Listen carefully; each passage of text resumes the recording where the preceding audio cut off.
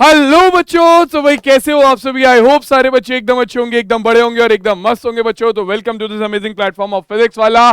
क्या हाल चाल है तुम सबके। भाई पीडब्ल्यू हिंदी मीडियम के चैनल पर तुम लोगों का बहुत बहुत स्वागत है, जहां पर तुम्हारा जो उदय बैच चल रहा था, इसका दूसरा चैप्टर मैथ्स का हम ऑलरेडी स्टार्ट कर चुके हैं। और हमारे दूसरे चैप्टर का नाम क्या है? दूसरे चैप्टर का नाम है बहुपद, इंग्लिश में बोले तो पॉलिनोमियल। और ये चैप्टर तुम लोगों के लिए इंपॉर्टेंट क्यों है, ये मैंने पहली क्लास में भी बात करी थी और मैं अभी भी समझा देता हूं। देखो, ये चैप्टर तुम्हारे लिए इंपॉर्टेंट इसलिए भी है क्योंकि क्लास 9th में इसमें से तुम्हारे एग्जाम में काफी कुछ पूछा जाता है। ठीक है, कि बहुपद क्या होता है, शेषफल प्रमेय से प्रश्न आते हैं। ठीक है, इसके अलावा तुम्हारे और भी काफी सारे टॉपिक है बहुपद के, जो हमारे क्या गुणनखंड से प्रश्न आते हैं। ठीक है, बहुपद के शून्यक के बारे में बात होती है, और भी काफी सारी चीजें हैं जो कि हम डिस्कस करते हैं बहुपद वाले चैप्टर में। लेकिन ये चैप्टर एक और चीज के लिए इंपॉर्टेंट है। क्लास 10th का दूसरा चैप्टर भी कौन सा है? क्लास 10th का दूसरा चैप्टर भी बच्चों यही है। ठीक है, कौन सा? तुम्हारा बहुपद। तो यानी कि क्लास 10th का जो दूसरा चैप्टर होगा उसका बेसिक यहीं पर सेट हो जाएगा। और तुम लोगों को पता है, तुम लोग सारी चीजें समझते हो अच्छे से, कि अगर बेस क्लियर नहीं होता किसी चीज का तो वो चीज समझने में बहुत ज्यादा दिक्कत होती है। ठीक है, तुम लोग ये चीज बहुत अच्छे से जानते हो कि भैया देखो, अगर किसी इमारत की नींव मजबूत नहीं है तो उस इमारत को ढहने में टाइम नहीं लगेगा। जैसे आजकल तुम बहुत सारी खबरें देख रहे होगे, बारिश पड़ती है, ठीक है, एक दिन पूरी बारिश पड़ी और कहीं पुल ढह गए, ठीक है, कहीं तुम्हारी बिल्डिंगें ढह गई। क्यों? क्योंकि उनकी इमारतों की जो नींव है वो मजबूत नहीं होती। ठीक है, जो मटेरियल है उनमें वो अच्छा नहीं डाला जाता। ठीक है, तो सेम चीज यहां पर भी है कि भैया क्लास 10th का जो पॉलिनोमियल वाला चैप्टर है, अगर क्लास 9th का पॉलिनोमियल वाला चैप्टर क्लियर नहीं करोगे तो बहुत दिक्कत हो जाएगी क्लास 10th के चैप्टर में। और क्लास 10th क्या है? क्लास 10th तो भैया बोर्ड की क्लास है ना। बोर्ड में तो अच्छे नंबर चाहिए। हाँ, बोर्ड में तो अच्छे नंबर चाहिए। हाँ, तो भैया बोर्ड में अच्छे नंबर चाहिए तो क्लास 9th के बेस को बहुत अच्छे से क्लियर करना पड़ेगा, तभी क्लास 10th में जो बाकी के चैप्टर हैं वो समझ में आएंगे। ठीक है, नहीं तो बहुत दिक्कत हो जाएगी भैया। तो देखो, आज की जो क्लास है उसमें हम बहुपद के बारे में क्या बात करने वाले हैं, समझाते हैं हम आपको। तो पॉलिनोमियल बोले तो बहुपद, जैसा कि पिछली क्लास में समझाया था तुम्हें कि बहुपद का मतलब गोपी बहु नहीं है। यहां पर हमारा बहुपद क्या है? बहुत सारे पदों को मिलाकर बना जो एक बीजीय व्यंजक होता है, जिसमें चरों की घात हमेशा क्या हो? हमेशा एक पूर्ण संख्या हो या फिर ऋणेतर पूर्णांक हो। तो देखो, अभी समझा देते हैं तुमको कि भैया पूर्ण संख्या क्या होती है, ऋणेतर पूर्णांक क्या होते हैं। दोनों चीजें अभी यहीं पर क्लियर किए देते हैं ताकि आगे चल के दिक्कत ना हो। तो सबसे पहले पिछली क्लास में हमने बहुपद के बारे में जाना था, बहुपद क्या होता है। उसके अलावा क्या समझा था? उसके अलावा समझा था बहुपद से संबंधित प्रश्नावली, जिसमें हमने बोला था कि भैया देखो, बहुपद क्या है, बहुपद की घात क्या है, बहुपद के पद क्या है, ये सारी चीज समझी थी। और बहुपद के प्रकार समझने तो थे लेकिन समझ नहीं पाए थे। तो भैया ये पिछली क्लास में कवर तो नहीं हो पाया था। अगर पिछली क्लास में कवर नहीं हुआ था तो भैया यहाँ कवर कर लेंगे, परेशान होने की बात नहीं है। ठीक है, तो भैया आज की क्लास का जो टॉपिक होगा वो होगा बहुपद के प्रकार, बहुपद का मान, और अगर टाइम बचा तो बहुपद के शून्यक को भी कवर कर लिया जाएगा, नहीं तो फिर इसे अगली क्लास में देखेंगे। ठीक है, तो भैया सारे बालक बोलो रेडी हैं कि नहीं? अगर रेडी हैं तो कमेंट सेक्शन में एक बार हैशटैग रेडी लिख दो या फिर फायर इमोजी दिखा दो। जल्दी से बताओ सारे बालक रेडी हैं कि नहीं? रेडी हो तो चलो भाई कार्यक्रम की शुरुआत की जाए। तो सबसे पहले मैंने बोला था बहुपद क्या होता है। मैंने बोला कोई भी ऐसा बीजीय व्यंजक, कोई भी ऐसा बीजीय व्यंजक जिसमें चर की घात हमेशा क्या हो? एक पूर्ण संख्या हो। ठीक है, तो पूर्ण संख्या कौन सी होती है भाई? जिन बालकों ने पहला चैप्टर पढ़ा है, ठीक है, पहले चैप्टर की क्लास उदय बैच में ऑलरेडी हो चुकी हैं, तो जिन बालकों ने पहला चैप्टर पढ़ा है उन्हें पता है कि भैया पूर्ण संख्या होती है जो 0 से शुरू होती हैं और 1 2 3, ठीक है, 4 5 6 एंड सो ऑन। ठीक है, और वहीं पर कुछ जगह पर तुम्हें देखने को मिलेगा, कुछ किताबें जो हैं उनमें ऐसा लिखा होता है कि आपका बहुपद वो बीजीय व्यंजक होता है जिसमें घात जो है वो क्या होती है? वो ऋणेतर पूर्णांक होती है। क्या होती है? ऋणेतर पूर्णांक होती है। गुरुजी एक का नया टेढ़ा मेढ़ा शब्द बता दिए आप, ये क्या है? ऋणेतर पूर्णांक। ये तो सुनने में ही पहली बार आ रहा है। तो देखो भैया समझाए देते हैं एक बार, तेजी से समझाए देते हैं। देखो पूर्णांक क्या होते हैं? पूर्णांक जानते हो ना? पूर्णांक क्या होते हैं? पूर्णांक होते हैं हमारा जीरो के दाईं तरफ सारी धनात्मक संख्याएं। आपका 1 2 3 4 5, ठीक है। जीरो के बाईं तरफ सारी ऋणात्मक संख्याएं, -1 -2 -3 -4 एंड सो ऑन, ठीक है। अब भैया ये तो पता चल गया कि धनात्मक पूर्णांक जीरो के दाईं तरफ है 1 2 3 4 5, ऋणात्मक पूर्णांक जीरो के बाईं तरफ है -1 -2 -3 -4 -5। कह रहे सर ये तो पहले से पता था, ये तो पहले से पता था, ये तो हम पहले चैप्टर में पढ़ के आए हैं। लेकिन ये जो आपने नई खुराफात बताई है जिसका नाम है ऋणेतर पूर्णांक और धनेतर पूर्णांक, ये जो टेढ़े मेढ़े आपने शब्द बताए हैं इनका क्या करें? तो देखो सुनो, देखो भाई ऋणेतर पूर्णांक क्या है, सुनो समझो इस चीज को। ऋणेतर पूर्णांक,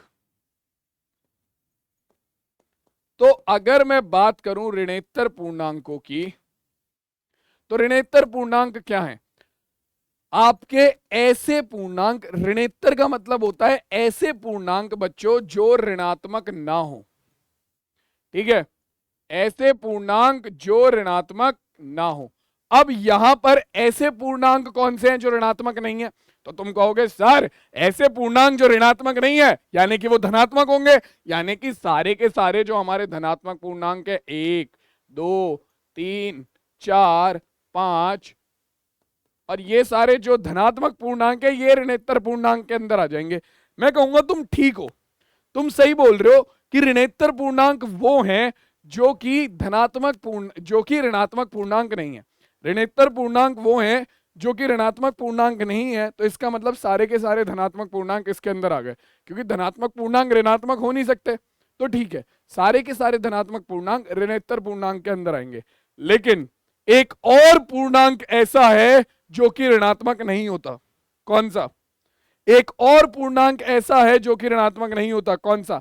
अरे भैया जीरो। जीरो को तुम्हें बताया था ना धनात्मक होता है,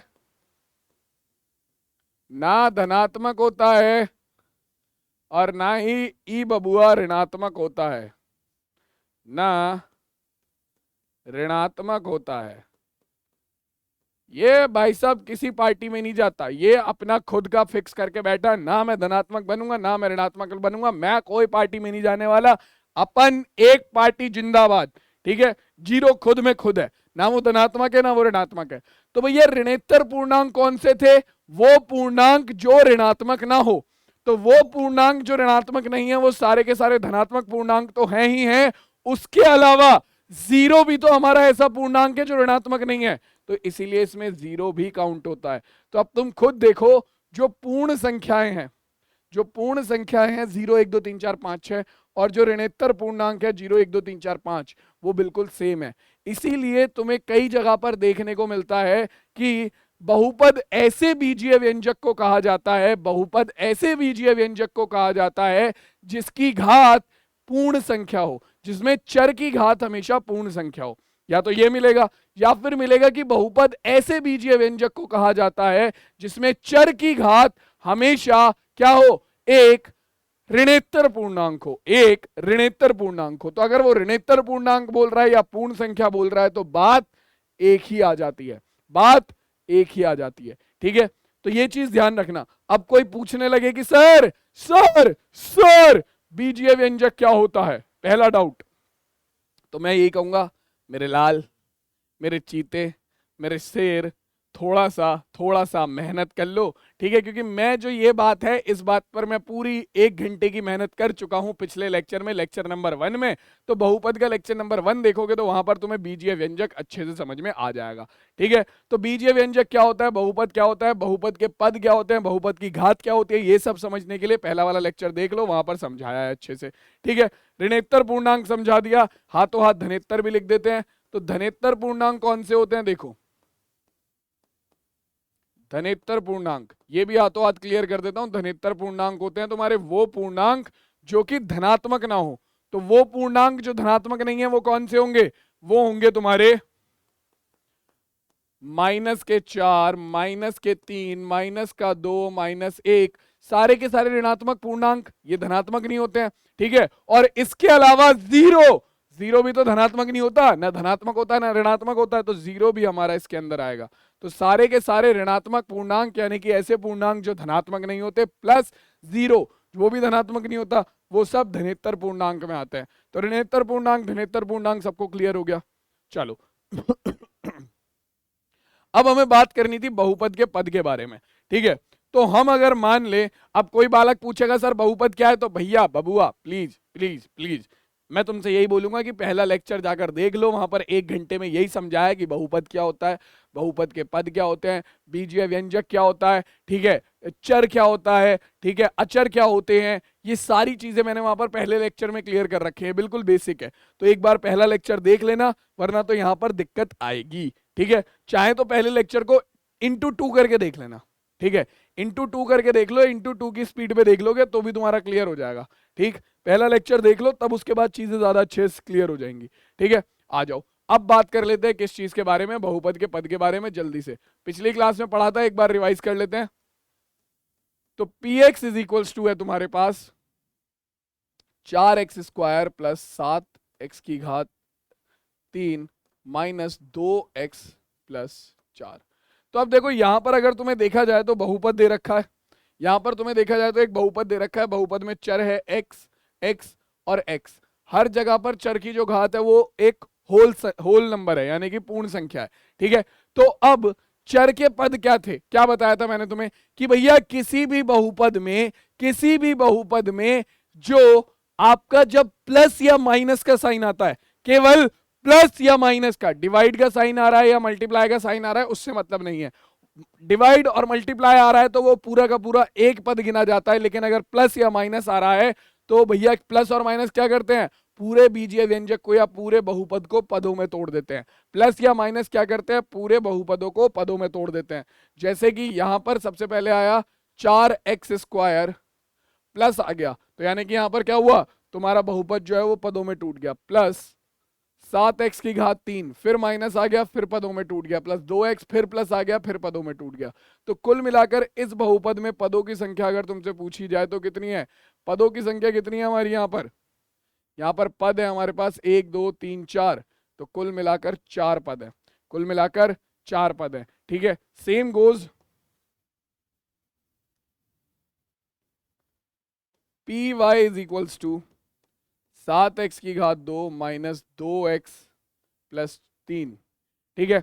तो यहां पर कितने पद होंगे, अगर मैं यहां पर पद की बात करूं तो यहां पर कितने पद होंगे भाई हमारे, यहां पर अब अगर हम पद की बात करें तो हमारे पास कितने पद है, तो मैंने क्या बताया, वही कि जितनी बार प्लस या माइनस का साइन आएगा वो क्या करेगा, वो पदों में तोड़ देगा आपके पूरे बहुपद को। तो सबसे पहले 7x² पहला पद, माइनस के बाद दूसरा पद 2x, फिर प्लस के बाद तीसरा पद 3, तो कुल मिलाकर यहां पर कितने पद हैं, 3 पद हैं, ठीक है। अब बहुपद के पद के बाद हमारे पास आता है बहुपद की घात, बहुपद के पद के बाद हमारे पास आता है बहुपद की घात।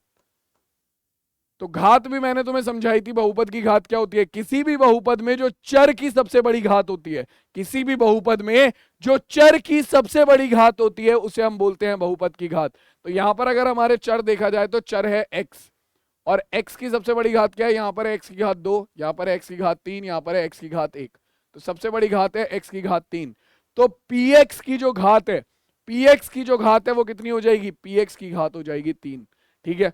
अब जरा py की घात बताओ, py की घात बताओ, तो py की घात क्या हो जाएगी बच्चों, यहां पर हमारा चर है, बल्कि हमने गलत लिया, ये चर यहां पर x आएगा, x की जगह पर y आएगा,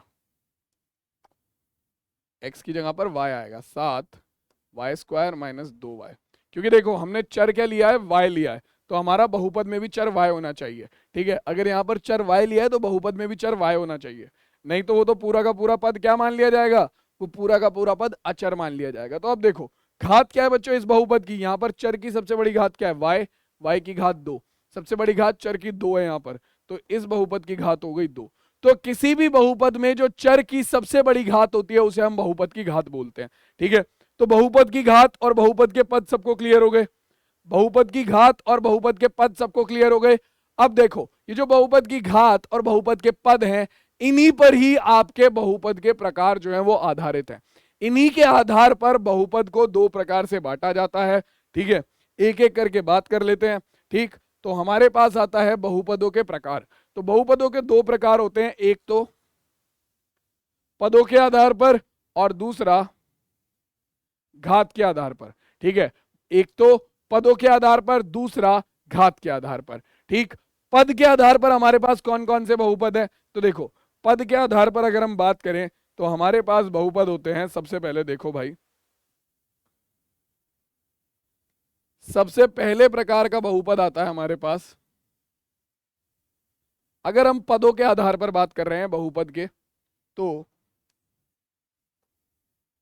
बहुपद के प्रकार सबसे पहले पदों के आधार पर, पदों के आधार पर दो प्रकार से बहुपदों को विभाजित किया जाता है, एक तो पदों के आधार पर और एक तुम्हारा किसके आधार पर? एक तुम्हारा घात के आधार पर। ठीक है, तो एक बार बहुत ध्यान से पहले सुन लो जो मैं बता रहा हूं। ठीक है, पदों के आधार पर हमारा कैसे विभाजित किया जाता है? देखो भाई, पदों के आधार पर हमारे पास सबसे पहले प्रकार का बहुपद होता है एक पदी बहुपद। अब भैया इसके नाम में तुम्हें दिख रहा है मैं किस बारे में बात कर रहा हूं। ज्यादातर बहुपदों के नाम में दिख जाएगा तुम्हें कि उस बहुपद का मतलब क्या है। एक पदी बहुपद क्या है भाई? नाम में चमक में आ रहा है, इसके नाम में समझ में आ रहा होगा तुम्हें किस बारे में बात कर रहा है। ये एक पदी बहुपद मतलब ऐसा बहुपद जिसमें क्या हो? केवल एक पद हो। एक पदी बहुपद मतलब ऐसा बहुपद जिसमें केवल एक पद हो। ठीक है, जिसमें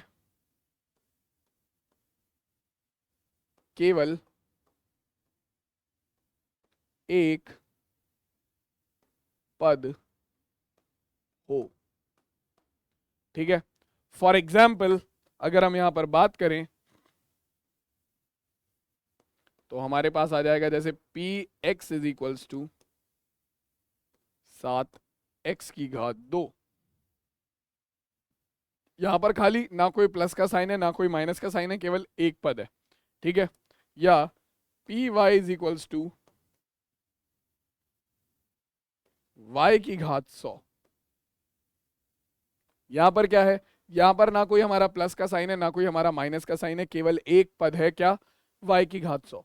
ठीक है, दूसरा P Z is equals to 4। अब तुम कहोगे सर ये तो 4 है खाली, तुम कहोगे सर यहां पर तो चर है ही नहीं, और अगर चर है नहीं तो इसका मतलब तो ये बहुपद भी नहीं है, और अगर ये बहुपद भी नहीं है तो फिर आपने इसे यहां क्यों लिख दिया? मैंने तुम्हें बोला था कि किसी भी बहुपद में चर की घात होल नंबर होनी चाहिए। होल नंबर होते हैं 0, 1, 2, 3, 4। इन बहुपदों को जो यहाँ पर लिखा हुआ है, इन बहुपदों को एक अलग नाम दिया जाता है। ठीक है, उसके बारे में हम ये अभी आगे बात करेंगे, बहुपदों के प्रकार में हमें इसे पढ़ना है।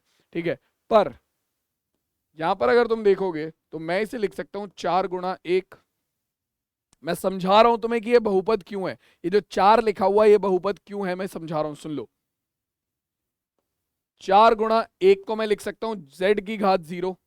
z हमारा यहां पर क्या था? चर था, तो मैंने 1 को लिख दिया z की घात 0, क्योंकि किसी भी चीज की घात अगर 0 है तो उसका मतलब 1 होता है। ठीक है, किसी भी चीज की घात अगर 0 है तो उसका मतलब 1 होता है। ठीक है, बस 0 की घात 0 का मतलब 1 नहीं होता, तो ये मत कर देना गलती से कि 0 की घात 0 का मतलब 1 होता है। ठीक है, तो 0 आपका किसी भी चीज की घात 1 है तो उसका मतलब किसी भी चीज की घात 0 है तो उसका मतलब 1 होता है। ठीक है, तो यहाँ पर हमने 1 को लिख दिया z की घात 0, तो यानी कि पी जेड बराबर किसके हो गया? पी जेड बराबर हो गया 4 गुणा z की घात 0 के। 4 गुणा z की घात 0 के, तो इसका मतलब क्या हो गया? अब तो ये बन गया एक बहुपद। यहाँ पर चर की घात क्या है? 0 है, और हमें पता है कि चर की घात 0 चल जाएगी, क्योंकि होल नंबर क्या है? पूर्ण संख्या क्या है? 0, 1, 2, 3, 4, तो पूर्ण संख्या में तो 0 आता है। और मैंने क्या बोला था? किसी भी बीजीय व्यंजक में अगर चर की घात पूर्ण संख्या है तो वो बहुपद होगा। यहाँ पर चर है, चर की घात 0 है, 0 1 क्या है? पूर्ण संख्या है, तो हमारा काम तो हो रहा है भाई। यानी कि एक पदी बहुपद केवल वो होते हैं जिसमें केवल एक पद हो। ठीक है, जैसे 7x स्क्वायर हो गया, 100y हो गया, 4 हो गया, माइनस के 3x स्क्वायर, गुणा 4 हो गया। तो मतलब कोई भी ऐसा पद जहां पर कोई प्लस या माइनस का साइन नहीं आएगा वो आपका क्या हो जाएगा, एक पदी बहुपद। अब एक पदी बहुपद के बाद दूसरे प्रकार का बहुपद आता है हमारा, पदों के आधार पर दूसरे प्रकार का बहुपद आता है हमारा द्विपद बहुपद। मैं बोल रहा हूं ना, नाम से तुम्हें समझ में आ जाएगा, खाली नाम पर ध्यान दो, खाली नाम पर ध्यान दो, तुम्हें समझ में आ जाएगा कि क्या कहना चाह रहा हूं मैं। द्विपद बहुपद खुद समझ में आ रहा है द्विपद बहुपद का मतलब क्या होता है, खुद समझ में आ रहा है द्विपद बहुपद का मतलब क्या होता है। अरे भैया जैसे एक पदी बहुपद जिसमें केवल एक पद हो, द्विपद बहुपद जिसमें केवल केवल केवल दो पद हो, खत्म बात। ऐसे बहुपद जिसमें दो पद होंगे वो द्विपद बहुपद हो जाएगा। फॉर एग्जाम्पल देखो भाई, अगर मैं तुम्हें यहां पर एग्जाम्पल दूं तो ये हो गया तुम्हारा क्या, ये हो जाएगा तुम्हारा P X is equals to 4x² minus 3x। तो अब यहां पर देखो एक पद हो गया 4x², फिर माइनस का साइन आ गया, फिर एक पद हो गया 3x, तो यहां पर दो पद हो गए हमारे पास। ठीक है, P Y is equals to 7y3 या 7y5 माइनस या प्लस 4। तो अब यहां पर भी हमारे पास दो पद है, एक है 7y5 और दूसरा है 4। तो इस तरीके के बहुपद जिसमें हमारे पास दो पद आ जाएं वो क्या हो जाते हैं, द्विपद बहुपद हो जाते हैं। अब द्विपद बहुपद के बाद हमारे पास क्या आता है, द्विपद बहुपद के बाद हमारे पास तीसरे प्रकार का बहुपद आता है, सेम इसी तरीके से त्रिपद बहुपद। ठीक है, ज्यादा परेशान होने की जरूरत नहीं है, त्रिपद बहुपद। और मैं बोल चुका हूं ऑलरेडी, नाम में ही इनके मतलब छुपे हुए हैं, नाम में ही इनके क्या छुपे हुए हैं, मतलब छुपे हुए हैं। ये तुम्हारी तरह नहीं है कि नाम है तुम्हारा खुशी और रहते हो तुम क्या, बहुत ज्यादा दुखी। ठीक है, तो ऐसा नहीं है बबुआ, जैसा इनका नाम है वैसा ही इनका काम है। ठीक है, अगर इनका नाम द्विपद बहुपद है तो इसमें दो पद होंगे, त्रिपद बहुपद है तो इसमें तीन पद होंगे। ऐसा नहीं है कि नाम है इनका क्या, नैन सुख, और ये बेचारे देख ही नहीं पाते हैं, है ना। वो कहावत है कि आंख के अंधे नाम नैन सुख। ठीक है, कि भैया इसका मतलब ये नहीं होता कि भैया किसी अंधे पर ताना मारा जा रहा है, ताना मारा जा रहा है। इसका मतलब ये होता है कि भैया आपके नाम बड़े हैं दर्शन छोटे हैं। ठीक है, मतलब कि आपका नाम तो ऐसा रख दिया गया कि भाई बहुत ही अच्छा एकदम प्यारा नाम है, ठीक है, लेकिन आप काम कौन से कर रहे हो, काम कर रहे हो अलग ही बदतमीजियों वाले या फिर इधर उधर के काम। नाम रख दिया जाए आपका शाम, ठीक है, और आप क्लास में आकर कर रहे हो इधर उधर की बातें, गाली गलौच और ये सारी चीजें, तो वो अच्छा नहीं लगता है। ठीक है ना, तो जैसा नाम वैसा काम रखें तो ज्यादा अच्छा है। आपके घर वाले बहुत अच्छे से आपके नाम सोच सोच के रखते हैं। ठीक है, बाकी बात कर लेते हैं त्रिपद बहुपद की। तो भैया देखो, जैसे अभी तक चलता आ रहा है, नाम में ही सारा खेल है। क्या, वो बहुपद जिसमें क्या हो, जिसमें तीन पद हो, जिसमें तीन पद हो, तो भैया ऐसे बहुपद को त्रिपद बहुपद बोला जाएगा। फॉर एग्जाम्पल यहां पर भी बात कर लेते हैं, एग्जाम्पल में क्या आ जाएगा, तीन पद वाले बहुपद डाल दो यहां पर आपका, जैसे कि यहां पर आ गया P X is equals to 7x² minus 2x plus 4। तो यहां पर हमारे पास तीन बहुपद है, तीन पद है, एक 7x², एक 2x और एक 4। ठीक है, P Y is equals to minus के 4y7 plus 3y5 minus 4y2। तो अब तुम यहां पर देख सकते हो, यहां पर भी हमारे पास क्या है, एक पद 4y माइनस 4y7, दूसरा पद 3y5 और तीसरा पद माइनस 4y2। तो हमारे पास क्या आ गए, यहां पर भी तीन पद आ गए। तो ऐसा कोई भी बहुपद जिसमें तीन पद होंगे वो त्रिपद बहुपद हो जाएगा। ठीक है, यहां पर सबको क्लियर हो गया, यहां पर सबको क्लियर हो गया, ये सारी चीजें सबको क्लियर है। तो बहुपद के प्रकार आपके पदों के आधार पर तीन है, एक पदी बहुपद, द्विपद बहुपद, त्रिपद बहुपद। एक पदी बहुपद में केवल एक पद होगा, द्विपद बहुपद में दो पद होंगे, त्रिपद बहुपद में तीन पद होंगे। ठीक है, अब इसके बाद अगला टाइप आता है बहुपद का प्रकार। ठीक है, और वो क्या है, वो है हमारा घात के आधार पर। ठीक है, और आई होप अभी तक तुम लोगों का हाल ये वाला नहीं होगा जो यहां मीम में लिखा हुआ है। ठीक है, कि सर सर सर समझ तो नहीं आया पर सुनकर बड़ा अच्छा लगा सर। ऐसा हाल नहीं होगा। आई होप तुम लोगों का जो मैं समझा रहा हूँ वो तुम्हें अच्छे समझ में आ गया होगा, क्योंकि मैं अपनी तरफ से पूरी कोशिश कर रहा हूँ कि तुम लोगों को सारी चीजें क्लियर हो जाएं, और इसीलिए मैं बिल्कुल बेसिक से सारी चीजें बता रहा हूँ। तो आई होप तुम लोगों का हाल ये वाला नहीं होगा कि सर समझ में तो नहीं आया पर सुनकर बड़ा अच्छा लगा, है ना, ऐसे हाल मत करना। ठीक, चलो आ जाओ भाई। तो देखो ये क्या है भैया, बहुपद के प्रकार किसके आधार पर, घात के आधार पर। तो अब घात के आधार पर भी बच्चों सेम वही कहानी होती है कि जैसे इनके नाम है, ठीक है, वैसे ही इनके काम होते हैं। बस एक बहुपद का नाम थोड़ा अलग सा लगेगा और तुम कहोगे कि यार ये तो समझ ही नहीं आ रहा। तो देखो मैं बताता हूं, नाम से तुम इस बहुपद को थोड़ा समझने में आनाकानी करोगे, और इसका नाम है बस एक यही बहुपद है ऐसा जिसका नाम अलग है और काम थोड़ा सा अलग है, लेकिन इसका नाम भी यही है और काम भी यही है। समझाऊंगा क्यों। रैखिक बहुपद। अब तुम कहोगे कि सर रैखिक बहुपद ई का है, का रैखिक बहुपद रेखा बना देता है का। हाँ बिल्कुल, रैखिक बहुपद रेखा बना देता है, तुमने बिल्कुल सही समझा। ठीक है कि भैया देखो इसका नाम रैखिक बहुपद इसलिए है कि अगर तुम इस बहुपद का आलेख बनाने जाओगे, अगर तुम इस बहुपद का आलेख बनाने जाओगे तो वो एक सरल रेखा बनती है। ठीक है, तो इसीलिए इस बहुपद को रैखिक बहुपद बोला जाता है। ठीक है, अब रैखिक बहुपद होते कौन से हैं, देखो भाई, रैखिक बहुपद वो होते हैं जिन बहुपद की घात एक होती है। ठीक है, जिन बहुपद की घात एक होती है उन्हें बोला जाता है रैखिक बहुपद। ठीक है, क्या भैया, देखो भाई, वे बहुपद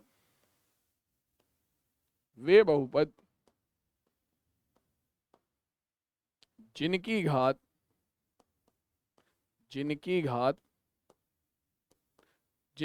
कितनी हो, घात एक हो, जिनकी घात एक हो, बात खत्म। ठीक है, फॉर एग्जाम्पल कोई भी ऐसा बहुपद ले लो जिसकी घात एक हो। ठीक, जैसे कि P X is equals to 7x+4।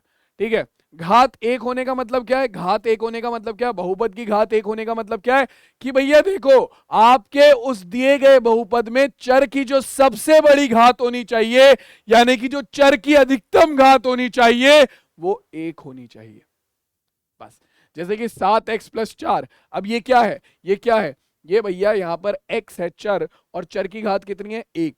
चर है यहाँ पर x और केवल एक बार है, और चर की अधिकतम घात कितनी है, एक। तो ये क्या हो गया, ये हो गया हमारा रैखिक बहुपद। ठीक है, P Y is equals to क्या हो जाएगा, ये मैंने ले लिया मान लो 7y या 3y, ये लो भाई 3y। यहाँ पर क्या है, यहाँ पर हमारे पास y आ रहा है। ठीक है, y की अधिकतम घात कितनी आ रही है, एक आ रही है। ठीक, अब देखो ऊपर कौन से प्रकार का बहुपद है, 7x+4, यहाँ पर एक पद दो पद, ये द्विपद बहुपद भी है।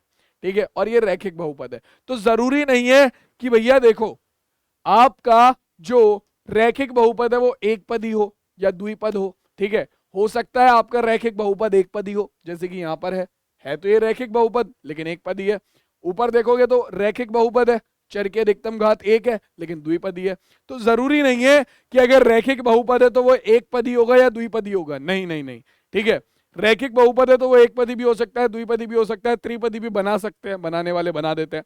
ठीक है, लेकिन भैया ध्यान रखना एक पदी द्विपदी त्रिपदी अलग प्रकार हैं। ठीक है, रैखिक फिर अपना अलग किस्से पे चला जाता है, जो घात के आधार पर चीजें बढ़ती हैं वो फिर अलग किस्से में चली जाती हैं, और ज्यादा इंपॉर्टेंट ये है, घात के आधार पर बहुपद के प्रकार जो है वो ज्यादा इंपॉर्टेंट है, ध्यान रखना इस चीज को। ठीक है, तो भैया ऐसे बहुपद जिनकी अधिकतम घात, जिनमें चर की अधिकतम घात एक हो, यानी कि बहुपद की घात एक हो, उन्हें हम बोलते हैं रैखिक बहुपद। फॉर एग्जाम्पल तुम्हारे सामने दोनों प्रकार के बहुपद हैं।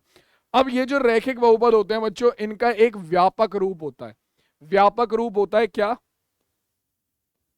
px बराबर ax+b, px बराबर ax+b, जहां पर आपका a और b क्या है, अचर हैं।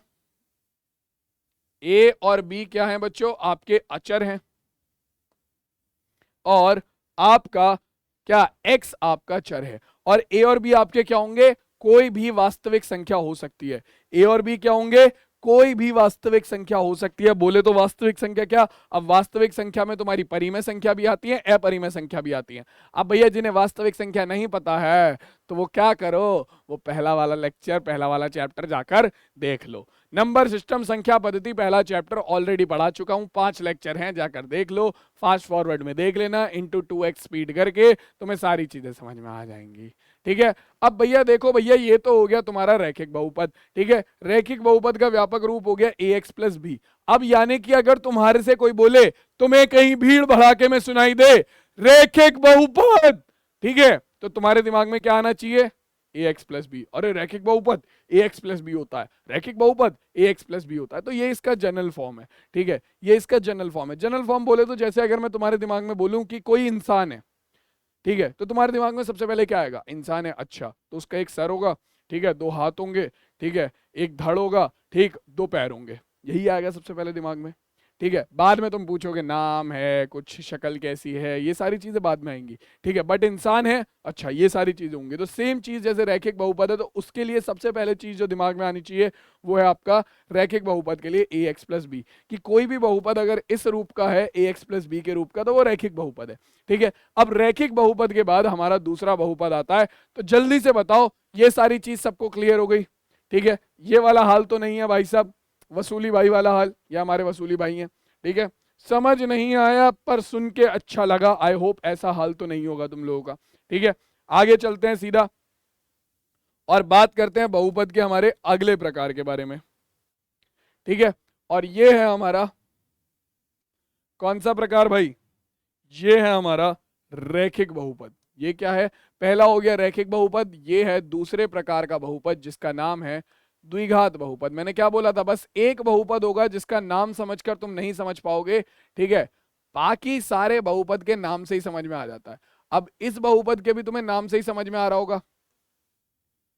क्या बोल रहा है ये बोल रहा है भैया द्विघात बहुपद। अब द्विघात बहुपद कौन से होंगे, नाम से ही समझ जाओ, इतने समझदार तो तुम हो। द्विघात बहुपद, अरे वे बहुपद जिनमें चर की अधिकतम घात कितनी हो, जिनमें चर की अधिकतम घात, जिनमें चर की अधिकतम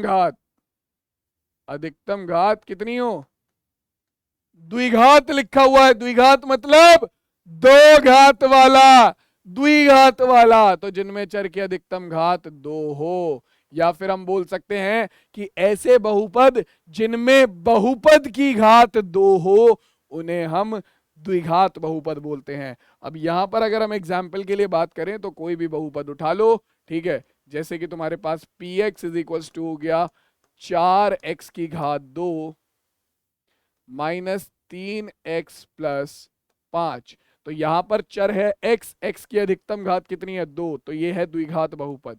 py इज इक्वल टू हो गया आपके पास y की घात 2, सीधा यहां पर चर है y, y की घात कितनी है 2, तो ये एक द्विघात बहुपद हो गया। आपके पास pz बराबर है किसके, pz बराबर है आपका 7z की घात 2 माइनस 9, तो यहां पर चर है z, z की अधिकतम घात कितनी है 2 है, तो यानी कि ये एक द्विघात बहुपद हो गया। तो ऐसा बहुपद जिसमें चर की अधिकतम घात 2 हो, यानी कि उस बहुपद की घात 2 हो, उसे हम बोलते हैं क्या मेरे लाल, उसे हम बोल देंगे हमारा द्विघात बहुपद। ठीक है, क्लियर हो गई बात द्विघात बहुपद की। अब जैसे कि रैखिक बहुपद का व्यापक रूप था ax प्लस बी, तो द्विघात बहुपद का भी बच्चों व्यापक रूप है, और वो क्या है, वो है हमारा px बराबर ax square plus bx plus C. ठीक है, ax square plus bx plus C, जहां पर a b c आपकी कोई भी वास्तविक संख्या होंगी, बस a का मान 0 नहीं होना चाहिए, बस a का मान क्या नहीं होना चाहिए, 0 नहीं होना चाहिए, क्योंकि अगर तुम a का मान 0 कर दोगे तो क्या हो जाएगा, a का मान 0 करते ही ये पूरी की पूरा जो पद है वो 0 हो जाएगा और आपके पास खाली एक रैखिक बहुपद बचेगा। तो इसीलिए ax square plus bx plus C आपका एक द्विघात बहुपद होता है, जहां पर a b c कोई भी वास्तविक संख्या होंगी, बस a का मान 0 मत करना। ठीक है, बस a का मान 0 मत करना। तो ये हो गया तुम्हारा द्विघात बहुपद। अब द्विघात बहुपद के बाद लास्ट में आ जाओ, और ये है भाई साहब, ये लो इसके भी तुम नाम से ही समझ जाओगे, इसके भी तुम नाम से ही समझ जाओगे, इसमें भी ज्यादा अंदर जाने की आपको जरूरत पड़ेगी भी नहीं। ये क्या है? ये है भाई साहब त्रिघात बहुपद। ठीक है, ई का है भाई साहब, ई का है तुम्हारा, ई है तुम्हारा त्रिघात बहुपद। क्या है भाई? तुम्हारा त्रिघात बहुपद, यानी कि नाम से समझ में आ रहा है, तीन घात वाला बहुपद। त्रिघात बहुपद मतलब तीन घात वाला बहुपद, यानी कि हमारा वे बहुपद जिनमें, या फिर जिन बहुपद की घात तीन हो, जिन बहुपद की घात तीन हो। बेटा ये दो चीजें अलग अलग नहीं लिखी हुई हैं, मैंने लिखा है जिनमें चर की अधिकतम घात दो हो। अगर चर की अधिकतम घात किसी बहुपद में चर की अधिकतम घात दो है तो उसका मतलब क्या है? उस बहुपद की घात दो है। ठीक है, मैंने लिखा है नीचे जिन बहुपद की घात दो हो, जिन बहुपद की घात क्या है? जिन बहुपद की घात तीन हो। तो जिन बहुपद की घात तीन है उसका मतलब क्या है कि उस बहुपद में चर की अधिकतम घात तीन होगी। तो ये मैंने अलग अलग तरीकों से लिखा है, लेकिन मतलब दोनों का सेम ही है। ठीक है, अब देखो त्रिघात बहुपद में क्या आ जाएगा भाई? सेम इसी तरीके से तुम त्रिघात बहुपद में लिखोगे, जैसे कि तुम्हारे पास आ गया आपका एग्जाम्पल की अगर हम बात करें तो त्रिघात बहुपद में आ जाएगा P X is equals to 7x की घात 3 minus 4x square plus x minus 2। तो यहां पर तुम देख सकते हो x तुम्हारा चर है और चर की अधिकतम घात कितनी है? चर की अधिकतम घात है 3। तुमने ले लिया P Y is equals to कितना? 7y की घात 3 माइनस 4। तो ये भी तुम्हारा यहां पर क्या है? चर की अधिकतम घात है 3। तो ये भी तुम्हारा एक त्रिघात बहुपद है। तो त्रिघात बहुपद में हमेशा चर की अधिकतम घात 3 होगी, यानी कि त्रिघात बहुपद के लिए जो बहुपद की घात होगी वो कितनी होगी? वो 3 होगी। ठीक है, और त्रिघात बहुपद का जो व्यापक रूप है वो भी लिख लेते हैं हाथों हाथ यहीं पर। तो ये होगा हमारा पी एक्स बराबर ए एक्स की घात 3 plus B X square plus C X plus D. ठीक है, A X square, A X cube plus B X square plus C X plus D आपका क्या होगा? आपका व्यापक रूप होगा किसका? त्रिघात बहुपद का। और त्रिघात बहुपद में ए बी सी डी क्या है? हमारे चर हैं, जो कि कोई भी वास्तविक संख्या हो सकती है। Sorry, A B C D हमारे अचर हैं। ए बी सी डी हमारी कोई भी वास्तविक संख्या हो सकती है, कोई भी वास्तविक संख्या, बस ए का मान 0 नहीं होना चाहिए, बस ए का मान 0 नहीं होना चाहिए। तो भैया ये हो गए तुम्हारे क्या? ये हो गए तुम्हारे त्रिघात बहुपद। और मैं बोलूं तो फाइनली बहुपद के प्रकार। ठीक है, तो ये तुम्हारे भैया बहुपद के प्रकार थे। ठीक है, पदों के आधार पर तीन प्रकार के बहुपद, एक पदी, द्विपदी, त्रिपदी बहुपद। ठीक है, घात के आधार पर तीन प्रकार के बहुपद, रैखिक बहुपद, द्विघात बहुपद, त्रिघात बहुपद, तीनों करा दिए हैं। ठीक है, बहुपद के प्रकार वाला टॉपिक हमारा यहीं पर कंप्लीट हो जाता है। तो एक बार सीधा सीधा बहुपद के प्रकार पर आधारित एक दो प्रश्न देख लेते हैं। जैसे सबसे पहले ये एनसीईआरटी का एक सवाल है, क्या कह रहा है कि 35 घात के द्विपद, क्या लिख रहा है? 35 घात के द्विपद और 100 घात के एक पदी का एक एक उदाहरण दीजिए। मतलब कि कोई 35 घात वाला बहुपद है जो कि द्विपद बहुपद होना चाहिए। ठीक है, और 100 घात वाला कोई एक पदी बहुपद होना चाहिए। दोनों का एक एक उदाहरण देना है, मैं 3-3 दूंगा दोनों के। ठीक है, तुम लोगों को समझाने के लिए। देखो भाई, तो सबसे पहले बात करते हैं 35 घात वाले एक बहुपद की। ठीक है, जो कि द्विपद बहुपद होना चाहिए। तो मैंने पहला एग्जांपल लिया P X is equals to 35 घात वाला बहुपद, मतलब चर में अधिकतम घात, चर की अधिकतम घात कितनी होनी चाहिए? 35 होनी चाहिए। और इस बहुपद में दो पद होने चाहिए। ठीक, खुद सोचो। तो ये मैंने ले लिया x की घात 35 माइनस 4। यहां पर चर है x, x की अधिकतम घात है 35, और यहां पर हमारे दो पद हैं, पहला x की घात 35 माइनस 4, दूसरा 4। तो ये एक द्विपदी बहुपद है जिसकी घात है 35। ठीक है, और देखो भाई, मैंने ले लिया P Y is equals to Y की घात या माइनस के 7 वाई की घात 35 माइनस 2 वाई की घात 34। ठीक है, यहां पर चर है हमारा कितना? y की अधिकतम घात कितनी है? 35। y की अधिकतम घात कितनी है? 35।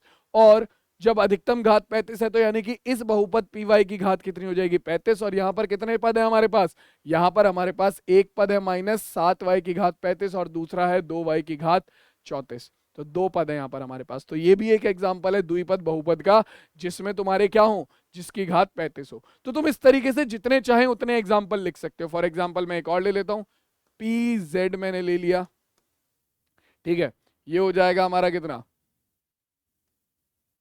2y की घात 2z की घात 35 माइनस 3z।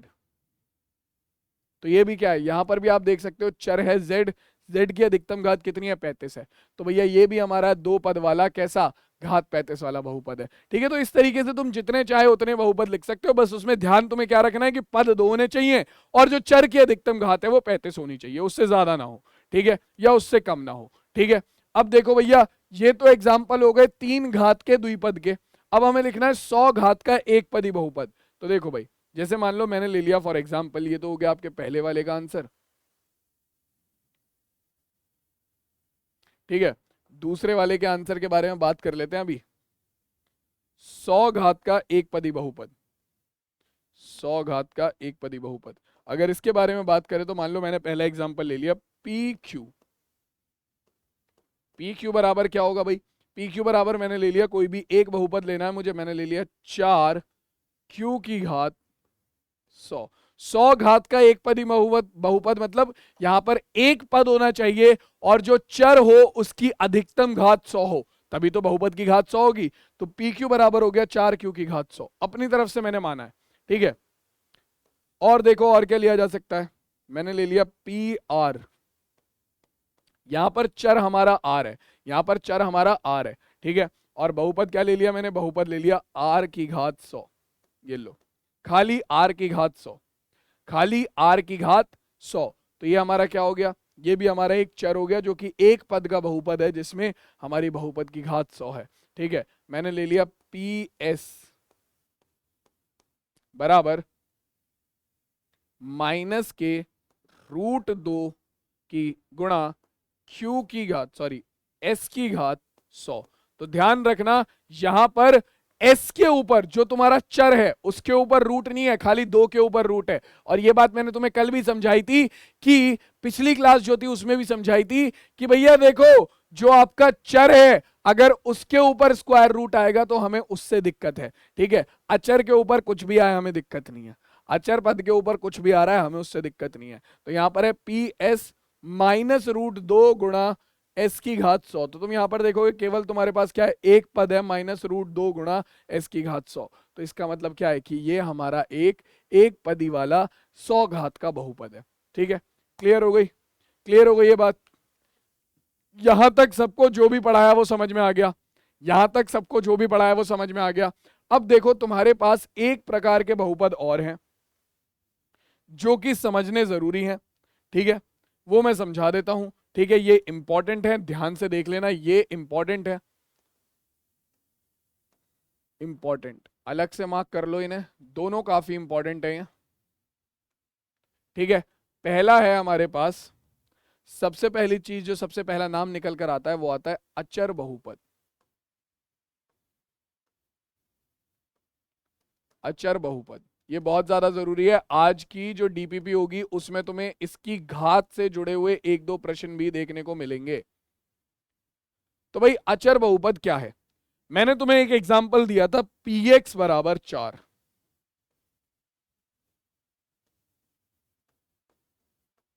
या मैं एक एग्जांपल ले लेता हूं py बराबर -के√2, या फिर मैंने एक एग्जांपल ले लिया pz बराबर कितना, pz बराबर -1/2, ठीक है। मैंने यहां पर ये 3 एग्जाम्पल लिए हैं, ठीक है, मैंने यहां पर ये 3 एग्जाम्पल लिए। इन तीनों एग्जाम्पल में तुम देख सकते हो कि तुम्हारी जो चर है वो है ही नहीं, तीनों एग्जाम्पल में केवल अचर हमें दिए हुए हैं, चाहे वो 4 हो, चाहे वो -√2 हो, चाहे वो -के1/2 हो, या फिर मैं एक और एग्जाम्पल ले लेता हूं पी आर बराबर -के या आपका +के 7 प्लस के रूट 7। तो अब तुम यहां पर देख सकते हो कि सारे जो तुम्हारे सामने बहुपद लिखे हुए हैं इन सब में केवल अचर पद हैं, कोई चर नहीं है। ठीक है, तो ये बहुपद जो होते हैं, जितनी भी तुम्हारी संख्याएं हैं, जितनी भी तुम्हारी संख्याएं हैं, ठीक है, जितनी भी तुम्हारी संख्याएं हैं, एक और एग्जांपल भी डाल देते हैं हम, पी एस बराबर ए। ठीक है, अब तुम बहुत सारे बच्चे बोलोगे सर आपने ए लिखा है तो ए का मान तो फिक्स नहीं है, तो ये तो हमारा अचर, ये तो हमारा चर होगा, तो यानी कि इस बहुपद में तो चर आ रहा है। लेकिन मेरे लाल, मैंने हमेशा क्या बोला है, मैंने हमेशा बोला है कि जो P के बाद ब्रैकेट में दिया हो, जो P के बाद ब्रैकेट में दिया हो वो तुम्हारा चर होता है। तो यहां पर P के बाद ब्रैकेट में S दिया हुआ है। ठीक है, तो जो इस बहुपद में जो S होगा वो खाली तुम्हारा चर होगा। A B C D E F G H I J K L M N O P Q R T U V, ठीक है, X Y Z, ये सब तुम्हारे चर नहीं होंगे, क्योंकि यहां पर पहले से स्पेसिफाई कर दिया गया है चर क्या है, S है। इस बहुपद में चर x है, इसमें y है, इसमें z है, इसमें r है और इसमें s है। तो a आपका एक अचर पद काउंट किया जाएगा, ना कि चर। ठीक है, अब देखो यहां पर क्या दिक्कत है, यहां पर हमें बोल दिया गया कि भैया अचर बहुपद वो होते हैं, सुनो, अचर बहुपद वो होते हैं जिनमें बहुपद के लिए चर दिया ही ना हो। ठीक है, फॉर एग्जाम्पल ये सारे बहुपद, जितनी भी तुम्हारी संख्याएं हैं, जितनी भी तुम्हारी वास्तविक संख्याएं हैं, √2 -√2 -3 -4, ठीक है, 1/2 माइनस के 9/8, जितनी भी तुम्हारी वास्तविक संख्याएं हैं, ठीक है, केवल जीरो को छोड़कर। अब तुम कहोगे सर जीरो को क्यों छोड़ दिया, क्योंकि जीरो देखो भाई वो वीआईपी आदमी है, जीरो है वीआईपी आदमी, एकदम गुरु आदमी है भाई वो, उसने अपने लिए अपना स्थान अलग बना रखा है। ठीक है, उसने अपने लिए अपना स्थान अलग बना रखा है, और क्यों उसे अलग रखा गया है ये भी समझाऊंगा मैं हाथों हाथ। ठीक है, बट पहले अभी जरा अचर बहुपद समझो, और ये ध्यान रखना कि जीरो अचर बहुपद में काउंट नहीं होता है। ठीक है, बाकी जितनी भी तुम्हारी संख्याएं हैं, कोई भी वास्तविक संख्या उठा लो, -√2 √3 √7 √9, ठीक है, 3 4 5 6 1/2 1/3 -9/8 -3 -9, कोई भी वास्तविक संख्या उठा लो। ठीक है, या फिर किसी भी बहुपद में कोई ऐसा अल्फाबेट आ जाए जो कि उसका चर ना हो, जैसे कि इस बहुपद में ये वाला अल्फाबेट है ए, जो कि इस बहुपद का चर नहीं है, तो वो भी अचर काउंट किया जाएगा। तो ऐसे बहुपद जिनमें हमारा चर हो ही ना, उन्हें हम बोलते हैं अचर बहुपद। ठीक है, उन्हें हम बोलते हैं अचर बहुपद। अब ये बहुपद क्यों है, क्योंकि तुम देखो, तुम 4 को लिख सकते हो, px बराबर 4, यहां पर तुम्हारा बहुपद में चर क्या है, x है, तो मैं इसे लिख सकता हूं 4 × 1। ठीक है, यानी कि 4 × 1 को अगर मैं लिख दूं x की घात 0, तो उसमें कोई दिक्कत है क्या, किसी भी पद की घात 0 मतलब होता है 1, तो x की घात 0 मतलब 1, तो मैंने क्या करा, मैंने 4 × 1 को लिख लिया, मैंने 4 × 1 को लिख लिया कितना, 4 × x की घात 0, क्योंकि यहां पर बहुपद का जो चर था वो x था। तो अब ये क्या बन गया, ये एक बहुपद बन गया। सेम गोज फॉर दिस, -√2 × 1, तो ये क्या हो जाएगा, एक को मैं यहां पर चर क्या है, यहां पर है चर y, तो मैंने इसे लिख दिया -√2 × 1 को मैंने लिख दिया y की घात 0, y की घात 0। सेम यहां पर -1/2 × 1, यहां पर चर क्या है हमारा z, तो इसे मैं लिख सकता हूं -1/2 × z की घात 0। ठीक है, यहां पर चर क्या है r, तो ये हो जाएगा √7 × 1, और 1 को मैं लिख सकता हूं कितना, √7 × r की घात 0। ठीक है, यहां पर हमारा चर क्या है s, तो मैं a को लिख सकता हूं a × 1, और a को मैंने क्या लिख दिया, 1 को मैंने लिख दिया s की घात 0, तो ये आ गया a × s की घात 0। तो अब तुम्हारे जो ये जितने भी अचर पद थे, जहां पर बहुपद के जो चर थे वो थे ही नहीं, गायब थे, अब मैंने उन सब में क्या लगा दिया, बहुपद के चर लगा दिए, यानी कि ये सारे क्या हैं, अब ये सारे एक बहुपद है, ये सारे एक बहुपद है। तो इसका मतलब क्या है, जितने भी अचर संख्याएं होती हैं, जो भी तुम्हारी अचर संख्याएं होती हैं, उसमें तुम बहुपद का जो चर होता है उसकी घात हमेशा क्या ले सकते हो, 0 ले सकते हो, उसकी घात हमेशा 0 ले सकते हो। ठीक है, तो यहीं से हमें एक और चीज क्लियर हो जाती है कि अगर तुमसे पूछा जाए कि अचर बहुपद की घात क्या होती है, तो ये चीज बहुत इंपॉर्टेंट है, मार्क कर लो। क्या अचर बहुपद की घात, अचर बहुपद की घात, तो ये किसके बराबर होती है बच्चों? अचर बहुपद की घात अगर तुमसे पूछे तो बहुपद की घात क्या होती है? बहुपद की घात होती है किसी भी बहुपद में चर की जो सबसे बड़ी घात होती है उसे बहुपद की घात बोला जाता है। किसी भी बहुपद में चर की जो सबसे बड़ी घात होती है उसे बहुपद की घात बोला जाता है। ठीक है, तो अब यहां पर चर देखो x है, x की घात कितनी है? 0। यहाँ पर चर y है, y की घात कितनी है? 0। यहाँ पर चर z है, z की घात कितनी है? 0। यहाँ पर चर r है, r की घात कितनी है? 0। यहाँ पर चर s है, s की घात कितनी है? 0। तो अगर तुम देखोगे तो जितने भी अचर बहुपद होते हैं उनमें चर की घात क्या होगी? अरे भाई साहब चर होते ही नहीं है उनमें, उनमें चर होते ही नहीं है। तो इसका मतलब सिंपल है कि अचर बहुपद में जितनी बार चर आएगा उसकी घात हमेशा 0 होगी, उसकी घात हमेशा क्या होगी? उसकी घात हमेशा 0 होगी, यानी कि 0 होगी। तो ध्यान रखना आपका जो अचर बहुपद होता है, अचर बहुपद की घात हमेशा हमेशा हमेशा क्या होती है बच्चों? हमेशा 0 होती है। अचर बहुपद की घात हमेशा 0 होती है, इस चीज को याद रखना। ये पॉइंट काफी ज्यादा इंपॉर्टेंट है, इसे नोट कर लो। ठीक है, क्यों होती है तो मैं ऑलरेडी दिखा चुका हूं कि भैया यहां पर चर उपस्थित ही नहीं होता अचर बहुपद में।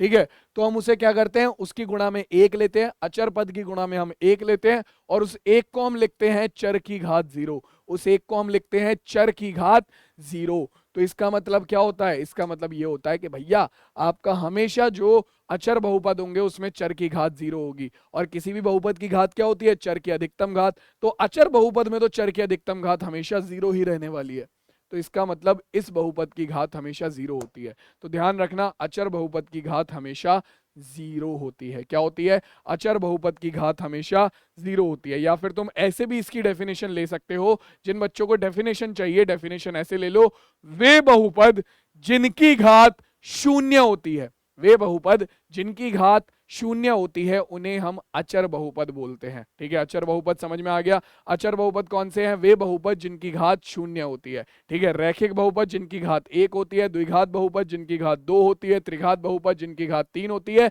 अचर बहुपद जिनकी घात 0 होती है। ठीक है, चलो भाई, अब इसके बाद एक आखिरी प्रकार का बहुपद बचा है, क्योंकि मैंने तुम लोगों को बोला था कि भैया देखो तुम्हारा जो 0 है, जो 0 है, उसे अचर बहुपद में काउंट नहीं किया जाता। जो 0 है, जो 0 है, उसे अचर बहुपद में काउंट नहीं किया जाता। तो अब क्या किया जाए भाई?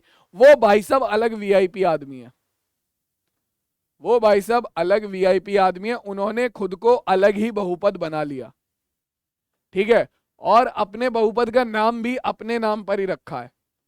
ठीक है, ये अलग वीआईपी आदमी है। ठीक है, कि भैया खुद को एक अलग बहुपद बना लिया और अपने बहुपद का नाम, जैसे सारी नंबर थे 1 2 3 4 √3 √5 √7 9 10 11 -3 -4 1/2 -1/2, ये सारे भाई भाई भाई बन के, सारे भाई भाई बन के एक बहुपद के अंदर आ गए कि भैया हम तो सारे के सारे अचर बहुपद के अंदर रह लेंगे, हमें दिक्कत नहीं है। ये भाई सब वीआईपी थे, इन्होंने कहा देखो एक आदमी होता है जो सबसे अलग रहता है, अपन वही बनेगा। ठीक है, ये भाई साहब वही बने। ठीक है, ये है 0 बहुपद। ठीक है, 0 यानी कि 0 को उसने अपने नाम का अलग बहुपद बना रखा है कि भैया हम तो 0 हैं, हम 0 ही रहेंगे। ठीक है, ठीक है, और हमसे बड़ा कोई हीरो है नहीं, हम अपने नाम का अलग बहुपद बनाएंगे अपने नाम का। ठीक है, उन्होंने बनाया 0 बहुपद। 0 बहुपद क्या होता है? जैसे कि तुम्हारा px = हो गया 0, तो 0 जो होता है बच्चों वही हमारा 0 बहुपद होता है। 0 जो होता है वही हमारा 0 बहुपद होता है। अब इसमें और कुछ है भी नहीं समझने को, बस इतना ही है कि 0 जो है वो 0 बहुपद होता है। अब 0 बहुपद के लिए अगर मैं बात करूं तो 0 बहुपद की घात क्या होगी? तो तुम कहोगे सर जैसे पहले किया था वही कर दो, 0 गुणा x की घात 1 कर दो, 0 गुणा x की घात 0 कर दो। मैं कहूंगा हाँ काफी हद तक ठीक है कि 0 गुणा 1 कितना होगा? 0 गुणा 1 तुम्हारा हो जाएगा 0 गुणा x की घात 0।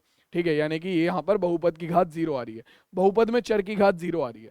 लेकिन मैं कहूं कि ऐसा नहीं है, खुद सोचो, मैं से ये भी तो लिख सकता हूं 0 को 0 गुणा x की घात 4, क्योंकि 0 गुणा x की घात 4 करोगे उसका मान भी क्या आएगा? उसका मान भी 0 आएगा। मैं ये भी तो लिख सकता हूं 0 गुणा x की घात 1/2।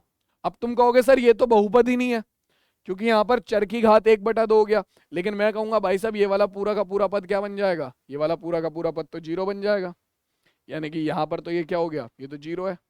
मैं कहूंगा कि भैया तुमने ले लिया बहुपद में x की घात 1000,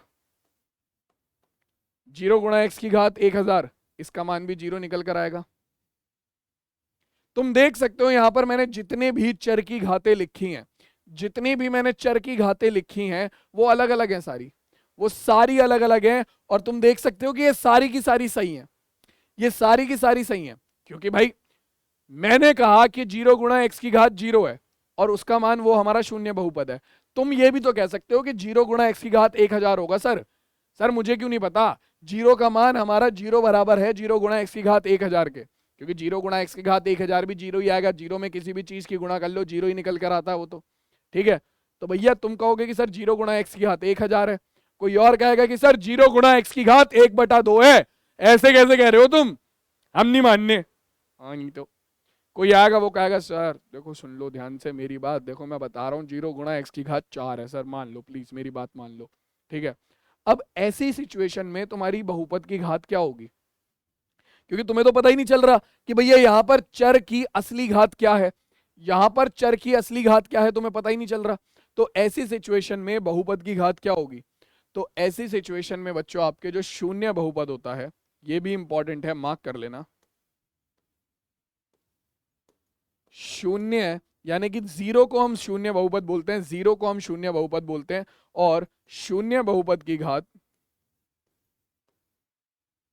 बहुपद की घात क्या होती है, 0 होती है। भैया 1000 भी हो सकती है, आपका 4 भी हो सकती है, 1/2 भी हो सकती है, लेकिन भैया नहीं, इसीलिए हम साफ साफ बोल देते हैं कि शून्य बहुपद की घात अपरिभाषित होती है, ठीक है। हमको कोई रिस्क लेना ही नहीं है, हमको कोई रिस्क लेना ही नहीं है, ठीक है, कि भैया शून्य बहुपद की घात को हम परिभाषित कर ही नहीं सकते, ठीक है। तुम अपने काम से काम रखो, हम शून्य बहुपद की घात को परिभाषित कर ही नहीं रहे, बात ही खत्म हो गई, ना रहेगा बास ना होगी दिक्कत,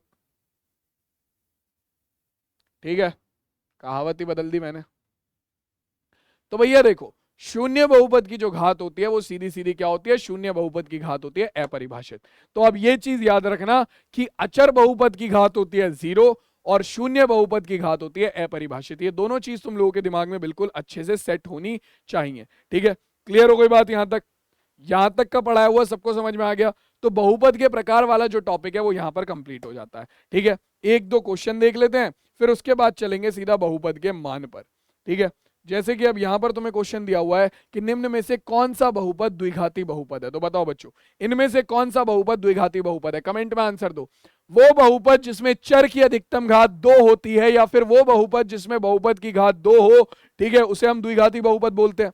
तो सबसे पहले पहला बहुपद देखो, यहां पर चर है x की अधिकतम घात कितनी है 1, तो भैया ये तो रैखिक बहुपद है, हटा दो इसे, ये रैखिक बहुपद है। दूसरा देखो यहां पर चर है x की अधिकतम घात कितनी है 3, ठीक है, यहां पर x की घात, ये x की घात 2 में होगा, ये घात में 2 होगा। यहां पर चर की अधिकतम घात कितनी है 3, तो यानी कि ये भी एक त्रिघात बहुपद है, ये भी रैखिक बहुपद नहीं है, ठीक है। यहां पर चर है x की अधिकतम घात है 2 फिर 1, तो यानी कि बच्चों यहां पर हमारा तीसरा जो विकल्प है उसमें चर की अधिकतम घात है 2, यानी कि इस बहुपद की घात क्या हो जाएगी, इस बहुपद की घात हो जाएगी हमारी कितनी, आपका ये बहुपद हो जाएगा द्विघाती बहुपद, ठीक है। क्लियर हो गई बात, क्लियर हो गई बात सबको। जैसे अब देखो अगला क्या कह रहा है कि निम्न में से त्रिपद बहुपद कौन सा है, तो भैया देखो पहले बहुपद में हमारे कितने पद है, कमेंट में आंसर बताओ जल्दी से, निम्न में से त्रिपद बहुपद कौन सा है, जल्दी आंसर बताओ मुझे कमेंट्स में, ए बी सी या फिर डी। तो तुम ध्यान से देखोगे पहले बहुपद में हमारे कितने 1 2 पद है, तो ये तो द्विपद बहुपद है। दूसरे बहुपद में 1, फिर प्लस का साइन, फिर दूसरा पद है x, फिर माइनस का साइन, फिर तीसरा पद है 3, तो यानी कि इस बहुपद में हमारे 3 पद है, यानी कि यही हमारा एक त्रिपद बहुपद है। अगले में देखोगे तो 1, फिर माइनस का साइन 2x की घात 2, फिर दूसरा, फिर तीसरा हो गया x, और फिर चौथा हो गया कितना हमारा -1, तो ये तो 4 पद ही बहुपद है, तो इसे अलग रखो। द्विपद बहुपद और त्रिपद बहुपद हमारे कहाँ है? त्रिपद बहुपद हमसे पूछा था, तो विकल्प नंबर बी इस प्रश्न का सही उत्तर होगा, क्योंकि वही एक लौता त्रिपद बहुपद यहाँ पर है। तो अब हम बात कर लेते हैं बच्चों किस चीज के बारे में? बहुपद के मान के बारे में, जो कि हमारी क्लास का आज का इंपॉर्टेंट टॉपिक होने वाला है। बहुपद का मान बहुत इंपॉर्टेंट है, ध्यान से सुनते हुए चलना, ठीक है? कि किसी भी बहुपद का मान क्या होता है। मान लो मैंने बोला कि एक बहुपद है मेरे पास पी एक्स बराबर 4x² माइनस के 3x प्लस 2, ठीक है? अब मैं पूछूं तुमसे कि बहुपद का मान क्या है, तो देखो बहुपद का मान कुछ नहीं है, किसी भी बहुपद के लिए जो आपका चर होता है, ठीक है? चर के अलग अलग मानों के लिए आप चर के मान को बहुपद में रखकर, ठीक है, चर के मान को बहुपद में रखकर, चर के स्थान पर रखकर आप क्या कर सकते हो? उस बहुपद का मान निकाल सकते हो। जैसे कि मैं तुमसे बोलता हूं कि पी एक्स बराबर x 4x की घात 2 माइनस 3x प्लस 2 के लिए x बराबर 1 पर इस बहुपद का मान निकालो, तो x बराबर 1 पर इस बहुपद का मान क्या आएगा? आप x बराबर 1 पर इस बहुपद का मान निकालेंगे तो ये निकल कर आएगा। देखो भाई, हमें मान निकालने के लिए क्या करना पड़ता है? हमें मान निकालने के लिए क्या करना पड़ता है? पूरे बहुपद में जहां जहां तुम्हारा चर है, ठीक है, जहां जहां तुम्हारा चर है उसके स्थान पर जो चर का मान आपको दिया होता है वो रखना होता है। जैसे कि यहाँ पर चर का मान हमें 1 दिया है, तो पूरे बहुपद में जहां जहां पर हमारा चर है हम उसके स्थान पर 1 रख देंगे। तो जैसे ये p है, तो ये हो गया p1 बराबर 4x की घात, जहां जहां पर आपका x है उसकी जहां पर चर का मान रख दो, ठीक है, माइनस 3 गुणा 1 प्लस 2। हल करेंगे बच्चों तो p1 का मान निकल कर आ गया कितना? p1 का मान निकल कर आ गया 4 गुणा 1 का स्क्वायर हो गया 1 माइनस 3 गुणा 1 कितना हो जाएगा? 3 प्लस 2। तो हमारे पास आ गया p1 बराबर 4 एकम 4 माइनस 3 प्लस 2। तो अपने पास निकल कर आ जाएगा p1 का मान कितना? 4 और 2 5, 5 माइनस 3 कितना हो गया? 5 माइनस 3। p1 का मान निकल कर आ गया हमारा कितना? p1 बराबर आ गया हमारा 5 माइनस 3 बराबर 2 के। यानी कि बच्चों हमारे दिए गए बहुपद px के लिए x बराबर 1 पर क्या मान आ गया? px बहुपद पर आपका x बराबर 1 के लिए क्या मान आ गया? बहुपद का मान आ गया 2, ठीक है, बहुपद का मान क्या आ गया? 2 आ गया, ठीक है। ऐसे ही मान लो तुमने ले लिया क्या? तुमने एक बहुपद ले लिया, ये तुमने बोला कि यही बहुपद है, इस बहुपद का मान निकालो। किस पर? इस बहुपद का मान निकालो x की घात x बराबर 0 पर। इस बहुपद का मान निकालो x बराबर 0 पर। क्या मान आएगा भाई? देखते हैं। पूरे बहुपद में हमें क्या करना पड़ेगा? जहां जहां पर चर है, जहां जहां पर चर है उसकी जगह पर जो चर का मान दिया है वो रख दो। तो सबसे पहले px, तो x की जगह पर 0 बराबर 4 गुणा 0 की घात 2 माइनस 3 गुणा x प्लस 2, ठीक है। बल्कि यहां पर जो x है इसकी जगह पर भी हम क्या रखेंगे? हमारा जो x का मान दिया हुआ है यानी कि 0 प्लस 2। तो हल करेंगे तो p0 का मान निकल कर आ गया। देखो 0 की घात 2 कितना हो गया? 0, 4 गुणा 0 0 माइनस 3 गुणा 0 0 प्लस 2। तो 0 माइनस 0 0 हो जाएगा और 0 प्लस 2 कितना आ गया? p0 का मान निकल कर आ गया हमारे पास 2, ठीक है। यानी कि हमारा 0 पर भी x का आपके दिए गए बहुपद का मान कितना आ रहा है? 2 आ रहा है। 1 पर भी दिए गए बहुपद का मान आपका 2 आ रहा है, 0 पर भी दिए गए बहुपद का मान आपका 2 आ रहा है। यानी कि बच्चों देखो आप क्या कर सकते हो, आपको चर के अलग अलग मान अगर दिए जाएं तो चर के अलग अलग मानों के लिए आप बहुपद के अलग अलग मान निकाल सकते हो। अब तुम कहोगे सर यहां तो सेम मान आ रहे हैं, अलग तो आ ही नहीं रहे, तो मैं अलग भी निकाल कर दिखा देता हूं। 1 सेकंड रुक जाओ। यहां पर तुम्हारा बहुपद का मान p0 का मान कितना आया था? p0 का मान आया था 2। मैं अलग अलग भी निकाल देता हूं। मान लो अब तुम क्या करते हो, इस बहुपद में क्या कर लो, x की जगह पर क्या रख दो? x की जगह पर 1 रख दो। x इज इक्वल टू -1 पर, तुमने +1 पहले रख लिया, -1 रख लो। x इज इक्वल टू -1 पर, तो अगर मुझे x इज इक्वल टू -1 पर इस बहुपद का मान निकालना है तो कैसे निकालेंगे, पूरे बहुपद में x की जगह पर -1 रख देंगे, तो p x की जगह पर हो गया p -1, 4 गुणा x की घात 2 यानी कि 4 गुणा -1 की घात 2 -3 गुणा x, तो यानी कि -3 गुणा -1 प्लस 2, तो अपने पास कितना आ जाएगा, p -1 निकल कर आ जाएगा हमारा 4 गुणा -1 का स्क्वायर करेंगे, तो कभी भी माइनस का स्क्वायर करते हैं तो वो हमेशा क्या हो जाता है बच्चों, माइनस का स्क्वायर हमेशा प्लस हो जाता है, तो माइनस का स्क्वायर करेंगे प्लस हो जाएगा और 1 का स्क्वायर हो गया 1, तो -1 का स्क्वायर आ गया हमारे पास 1, -3 की गुणा -1 में करेंगे तो माइनस की गुणा माइनस में होती है तो वो हो जाता है प्लस, और 3 एकम 3 प्लस 2, तो हमारे पास आ गया p -1 का मान कितना, हमारा 4 एकम 4 प्लस 3 प्लस 2, तो हमारे पास कितना आ गया, 4 3 7 और 2 9, तो p -1 का मान निकल कर आ गया हमारे पास कितना, 9। तो अब तुम देख सकते हो कि भैया x बराबर 1 पर, x बराबर 1 पर बहुपद का मान कितना आया था 2, x बराबर 0 पर बहुपद का मान आया था 2, x बराबर -1 पर बहुपद का मान आ रहा है कितना, 9। ठीक है, तुम x बराबर 2 रखोगे बहुपद का कुछ और मान आएगा, x बराबर -2 रखोगे बहुपद का कुछ और मान आएगा, x बराबर √2 रखोगे बहुपद का कुछ और मान आएगा।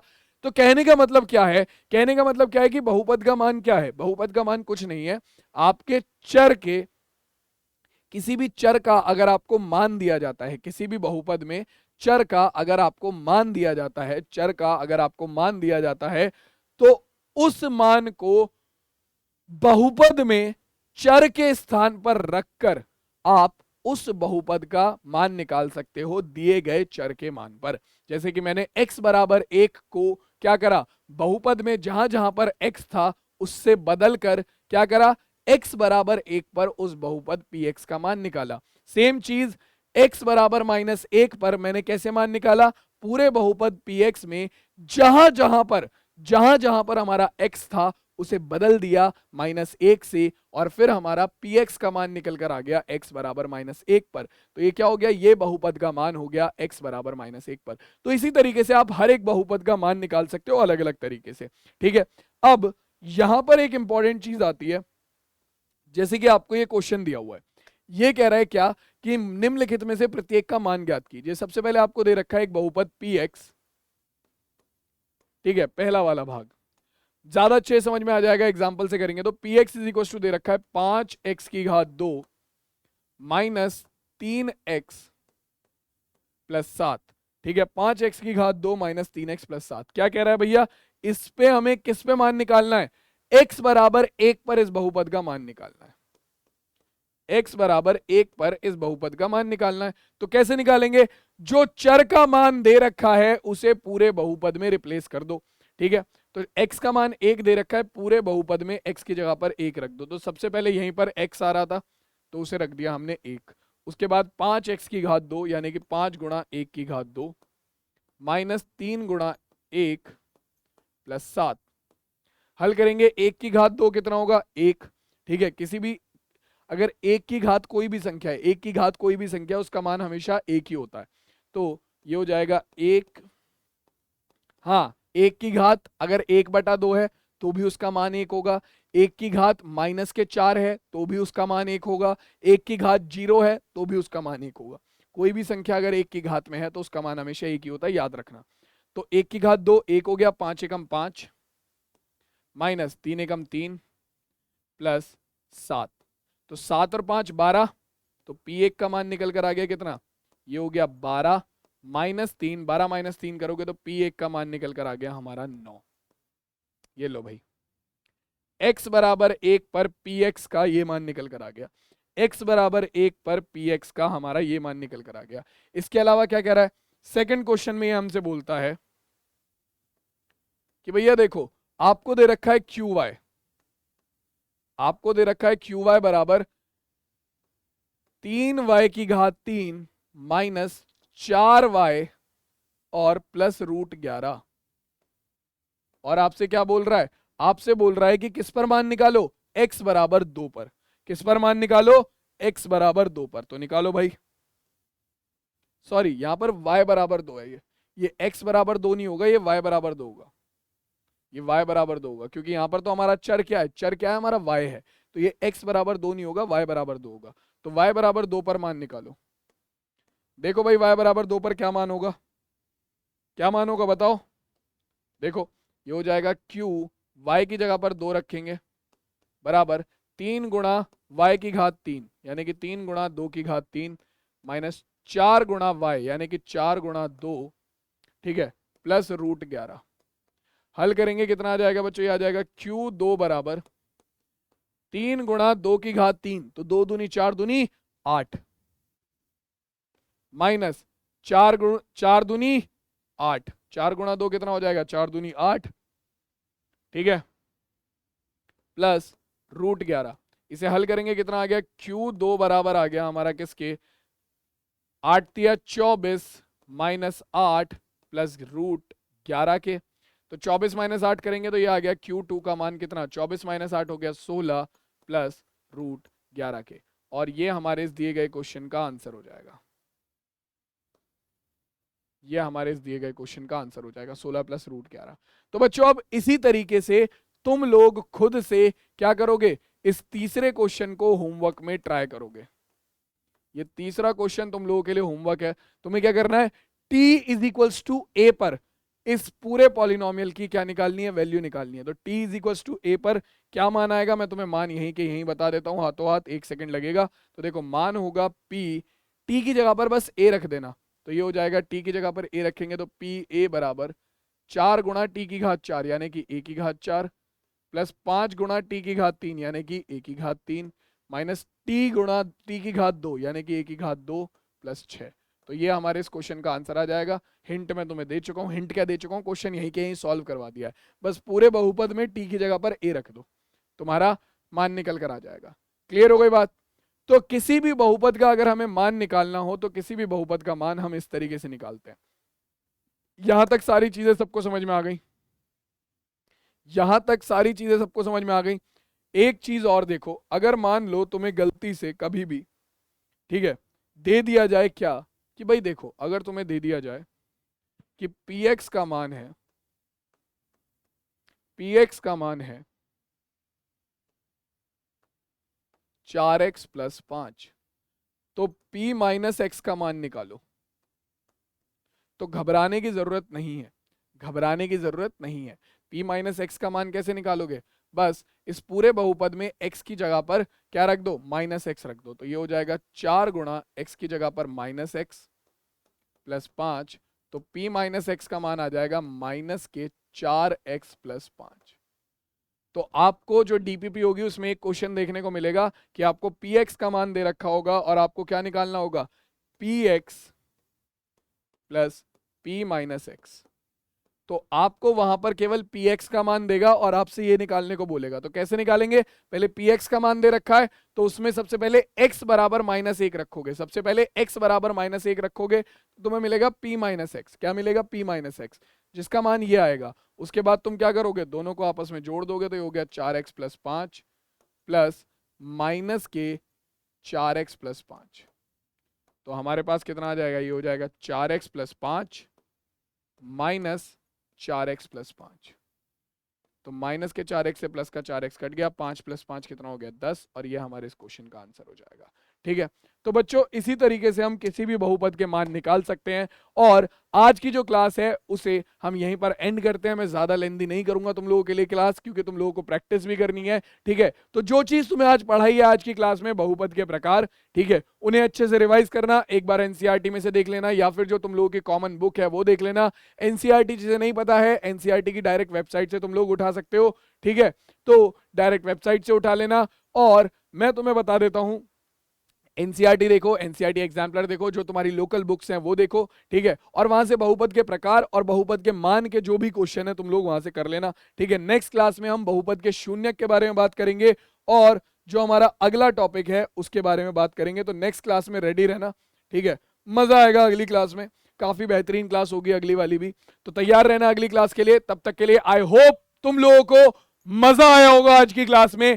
सारी चीजें जो मैंने पढ़ाई हैं वो अच्छे समझ में आई होंगी। तो एक बार कमेंट करके जरूर बताना कि क्या चीज है जो क्लासेस में इंप्रूव की जा सकती है, क्लास क्या चीज है जो मैं तुम्हें अच्छे से और अच्छे से बता सकता हूं, क्या ऐसी चीज मैं करूं कि तुम लोगों को क्लास में और मजा आए, ये चीज तुम कमेंट में मुझे जरूर बताना। बाकी मैं तुमसे मिलता हूं सीधा तुम्हारी नेक्स्ट क्लास में उदय बैच की पॉलिनोमियल का लेक्चर नंबर 3 लेकर। तब तक के लिए टेक केयर, टाटा और बाय बाय बच्चों।